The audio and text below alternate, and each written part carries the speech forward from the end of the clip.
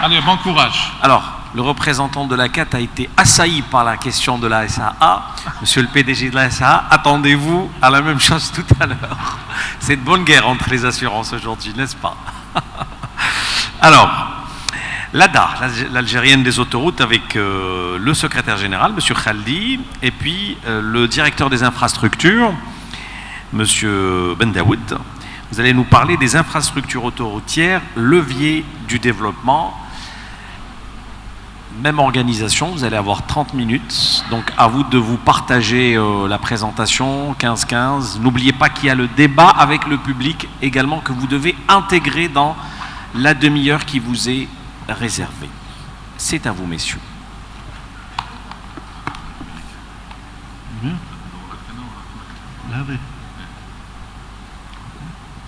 La régie, le chronomètre, s'il vous plaît, ne l'oubliez pas. Très bien. Bonjour tout le monde. Donc notre thème, les infrastructures autoroutières, levier de développement. Les activités logistiques sont des leviers de des performances des systèmes productifs ainsi que l'importance générateur.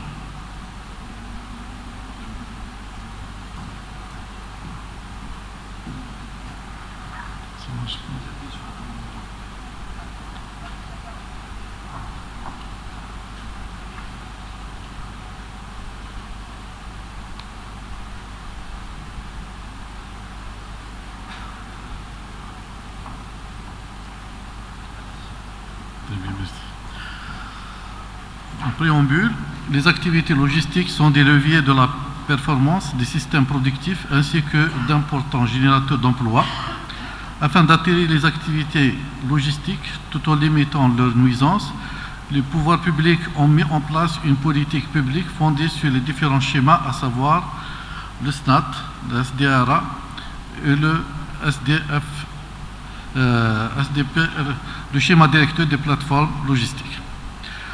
Les échanges commerciaux à l'international ne cessent de se développer, notamment avec la République populaire de Chine, dont les échanges commerciaux dépassent les 9 milliards de dinars par an. La contribution des entreprises chinoises à la concrétisation du vaste programme algérien de développement est supérieure à 10 milliards de dollars par an. Pour le transport et logistique, les activités logistiques jouent un rôle important dans les perspectives de croissance économique et de développement national et international. Pour le segment de typologie des plateformes logistiques, il existe plusieurs typologies de base logistique, essentiellement les plateformes logistiques portuaires, aéroportuaires et intermodales, les plateformes de distribution locale ou de proximité, les plateformes logistiques de distribution régionale. Les conditions majeures pour le choix des sites pour les plateformes logistiques sont amplitudes de la manière suivante. Donc la première des choses, c'est l'accessibilité. L'accessibilité, donc elle se fait par l'intermédiaire des routes et des autoroutes.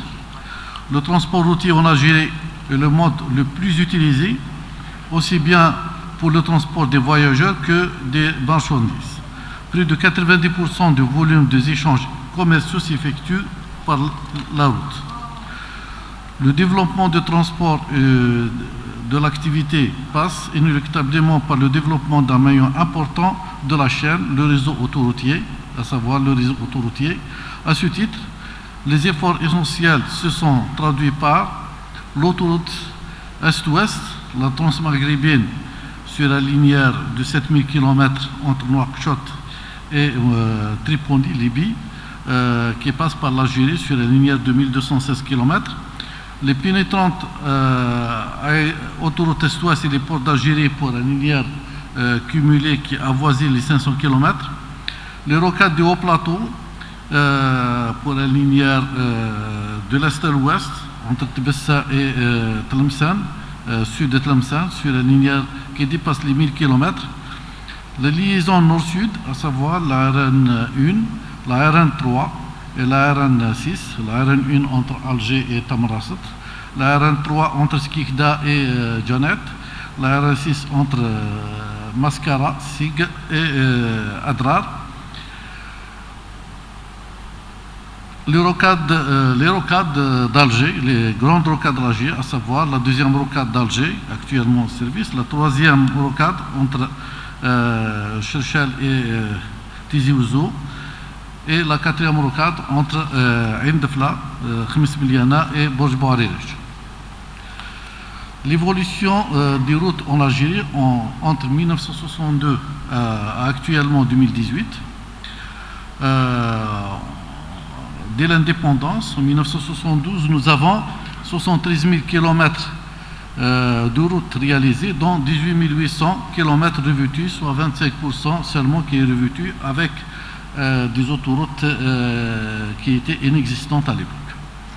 En 1999, on avait 103 945 km, dont 72 761 km revêtus, soit 70%, avec un linéaire d'autoroute et route express de 637 km, dont 49 km d'autoroute est-ouest.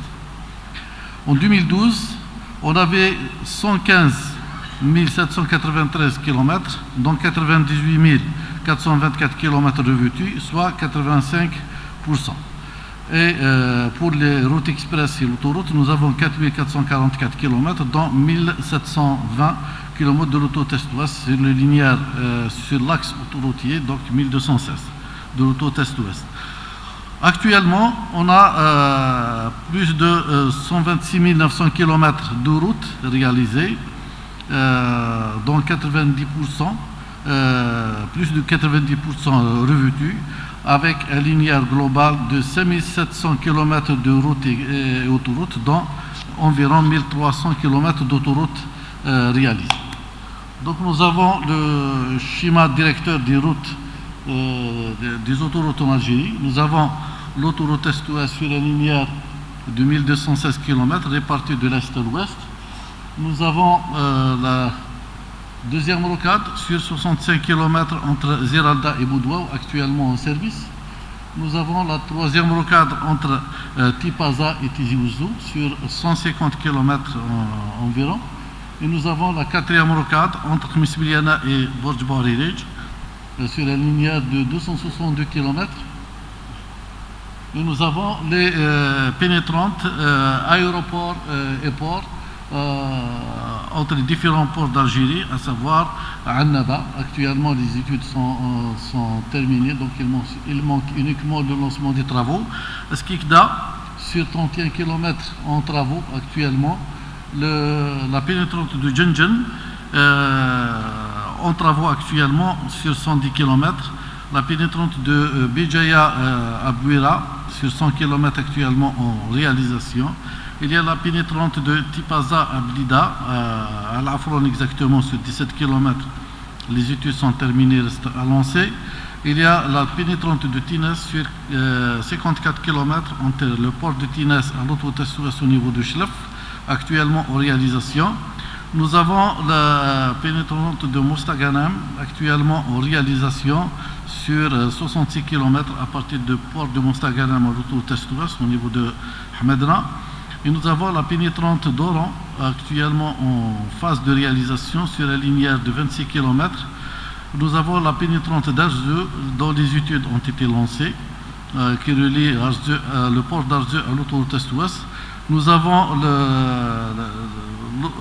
la pénétrante Intimouchant à l'autoroute est-ouest au niveau de Sidi Bel Abbas, actuellement en étude. Nous avons la pénétrante de Ghazawat à l'autoroute est-ouest au niveau de Bograra, actuellement en phase de réalisation. Et nous avons la rocade des hauts plateaux, bien l'autoroute des hauts plateaux qui s'étale entre Tibessa au sud de Tlemcen sur un linéaire de 1100 km.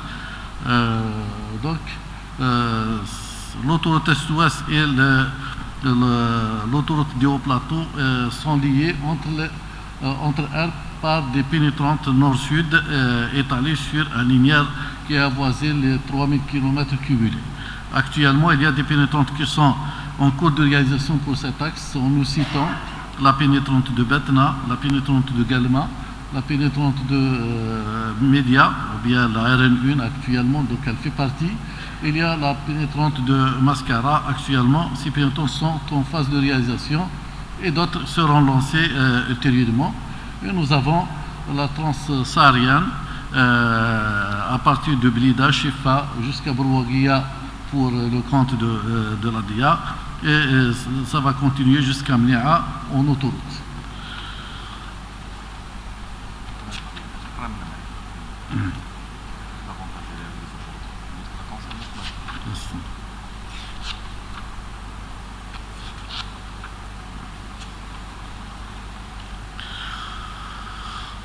Pour la transsaharienne, la création de 9 grands axes transsahariens a été mise en œuvre par les Nations Unies dans le cadre des 2 décennies de transport et de communication entre 1978 et 1988 et 91 à 2000. Le principal axe de la transsaharienne est long de 4500 km et s'étend d'Alger à Lagos au Nigeria.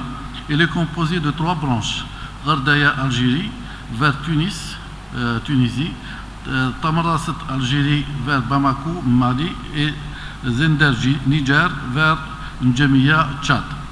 Sur les 8957 km de la route transsaharienne, 3500 km ont été réalisés. L'Algérie est concernée par la réalisation de 2800 km. 2400 km ont été aménagés et réalisés sur la ligne Alger-Tamarasset aux frontières avec le Niger. L'Algérie s'attelle à transformer cette infrastructure en autoroute transsaharienne sur 860 km entre Alger et Mnia, dont 200 km restent à réaliser.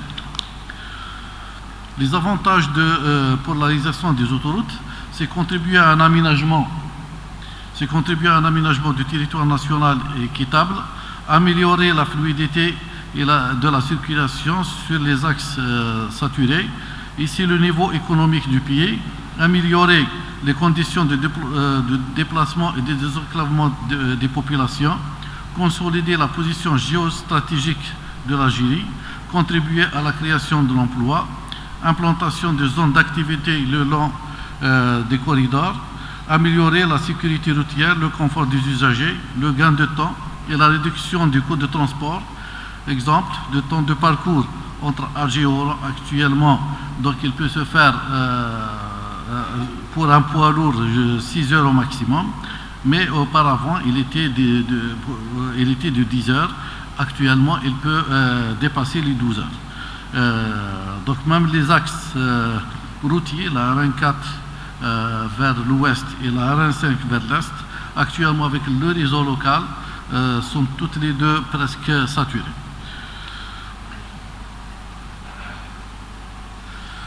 Les services d'information pour le transport de marchandises, les attentes des infrastructures de transport routier portent en priorité sur une information éventuellement apte à apporter une réponse en temps réel aux aléas de la route. Pour répondre à ces enjeux, l'ADIA s'attelle actuellement à réaliser des équipements d'exploitation, d'information et de sécurité de l'autoroute Est-Ouest nécessaires pour un déplacement sécurisé, optimal et confortable des transporteurs. Donc, dans notre présentation, on voulait faire une relation entre la logistique et les infrastructures autoroutières. Essentiellement, on a donc essentiellement aujourd'hui la relation entre un segment très important dans la logistique, c'est les plateformes logistiques. Donc, notre présentation s'est basée sur le schéma directeur des plateformes logistiques, où il ressort que les sites projetés dans ce schéma sont desservis par des axes autoroutiers de grande capacité. Les sites en question sont illustrés dans le tableau qui suit. Dans le schéma directeur, donc il ressort du schéma directeur des plateformes logistiques certaines des projets des plateformes projetées. Il y a des projets prioritaires à moyen terme et à long terme. Donc les sites projetés pour les plateformes logistiques sur Alger, dans la zone de Louiba, qui est desservie par l'axe autoroutier de la deuxième rocade d'Alger, qui est mis en service avec la pénétrante de Louiba. Il y a Blida, Alger à Blida. Il y a Sétif, qui est desservi par un axe autoroutier et un axe ferroviaire aussi, la rocade nord. Oran, avec la réalisation de la pénétrante d'Oran, donc c'est la même chose. Skikda, actuellement, les travaux de la pénétrante sont en cours de réalisation entre le port et l'autoroute Est-Ouest. Biskra et Gardaya. Les projets à court terme pour l'implantation, pour la projection des plateformes logistiques, on retrouve les wilayas suivantes: Constantine, Chelef, Béjaïa, Bouira, Annaba et Tamalast. Les projets à moyen et à long terme pour les plateformes logistiques, donc ils ont projeté pour la ville nouvelle de Tizi Ouzou à Nasseria, ville nouvelle de Boukzoul, ville nouvelle de Tlemcen et Boukzoul. Donc on va vous présenter aussi un cas sur la réalisation du méga projet du port centre Churchill. Donc le méga projet port centre de Churchill, il y a deux infrastructures de base très importantes, à savoir l'autoroute Est-Ouest et la ligne de chemin de fer Rocade Nord, par l'intermédiaire d'une desserte autoroutière de 37 km et une desserte ferroviaire. Pour les besoins du port, 3 zones logistiques actuellement sont projetées le long de ces dessertes. Donc on réalise maintenant, les travaux sont en cours de réalisation pour le grand port et on va lancer les travaux pour la desserte autoroutière et ferroviaire et en même temps les zones logistiques. Donc ça c'est le plan synoptique que représente l'infrastructure autoroutière avec les 3 zones d'activité et logistique.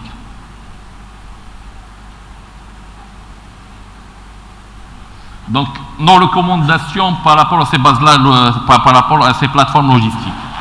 Il est important de porter une réflexion sur la projection des bases logistiques, et ce, en prenant en compte le maillage du réseau autoroutier projeté dans le cadre du schéma national d'aménagement du territoire 2005-2025. Avec la réalisation des nouvelles infrastructures portuaires, Djindjen et Hamdania à Chechel. Le réseau ferroviaire, à titre d'exemple, la ligne minière de Jbel Aoun avec le complexe de phosphate. La réouverture d'un poste frontalier avec la Mauritanie dans la wilaya de Tindouf. Il ne faut pas oublier, ça fait quelque temps, il y a eu une foire internationale à Nouakchott, il y a eu un engouement très important pour les produits algériens. Et ça, donc, il faut prévoir des plateformes logistiques dans cette zone-là. En fonction de l'importance des projets autoroutiers en construction, nous recommandons de prioriser l'installation des bases des plateformes logistiques sur les axes suivants. La liaison autoroutière reliant le port de Djindjen à l'autoroute Est-Ouest. Donc c'est une base logistique portuaire. Qui est donc proche du port. Il y a la transsaharienne au niveau de la ville nouvelle de Boukzoul. C'est une base intermodale. On a la voie ferrée.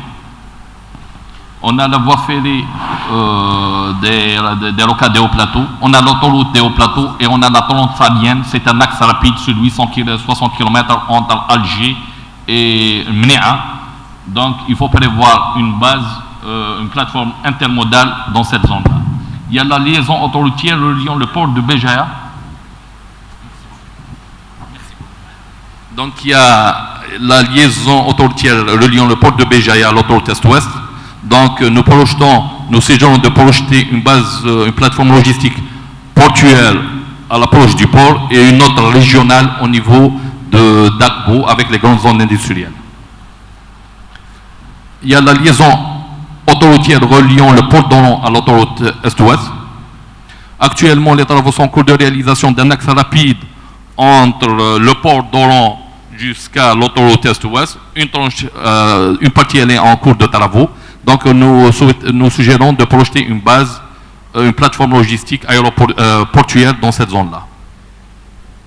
Et on a la liaison autoroutière reliant le port de Razaouet à l'autoroute Est-Ouest.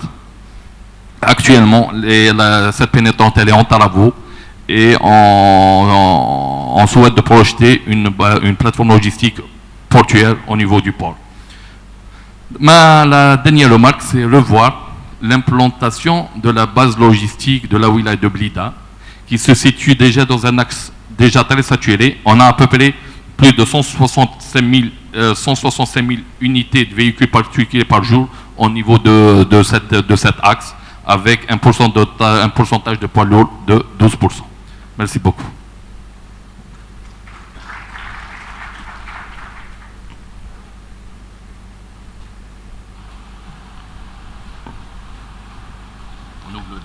On ouvre le débat. S'il y a des questions, donc on vous entend. Fadal.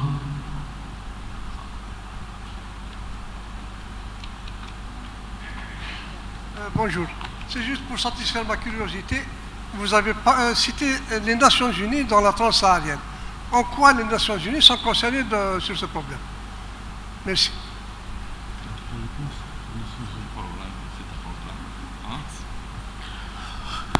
Oui, c'est un programme donc, national en communication avec les pays voisins, comme l'autoroute Est-Ouest par exemple, qui traverse Nouakchott jusqu'à Tripoli. C'est un programme national au niveau en Algérie, mais c'est un programme international tracé par les Nations Unies pour relier donc toute l'Afrique du Nord de l'Est à l'Ouest.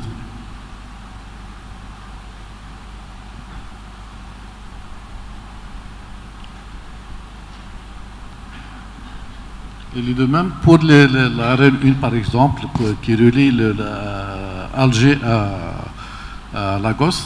Donc c'est un programme qui dépasse donc soi-disant les capacités algériennes. Donc il s'étale sur environ 9000 km qui relie 5 pays du continent africain, ainsi que soi-disant l'autoroute de Nord-Afrique qui relie aussi plus de 5 pays africains. Il y a aussi des autoroutes, des routes nationales, la RN6 qui relie donc le Mascara jusqu'à Adrar et aussi jusqu'à Bourg-Bourtar et s'étale vers l'Afrique centrale. Et aussi la RN 3 entre Skikda jusqu'à Janet, donc elle arrive aux frontières libyennes et elle s'étale, donc elle va rejoindre la RN 1 un peu plus tard. En complément de la part de Monsieur le Secrétaire Général, je dirais le rôle des Nations Unies, pas sur la transsaharienne, mais sur les grands axes transafricains, parce que c'est une partie prenante, c'est pour développer toute la zone subsaharienne. Et donc ce programme, il a été pour les routes transafricaines, c'est un programme qui a été initié par les Nations Unies, par la transsaharienne, donc par la partie algérienne. Merci beaucoup. S'il vous plaît. Bonjour. Donc une question, en fait, quand on voit les infrastructures routières en cours de construction ou des projets futurs, ça fait des jaloux dans le continent africain et c'est à encourager. Je suis même fier de ça. Merci aux institutions étatiques et à tous les participants. Quelle est la position et la vision de l'ADA donc, dans cette ère de modernisation, transformation digitale? Donc, quels sont les projets en étude dans ce contexte-là?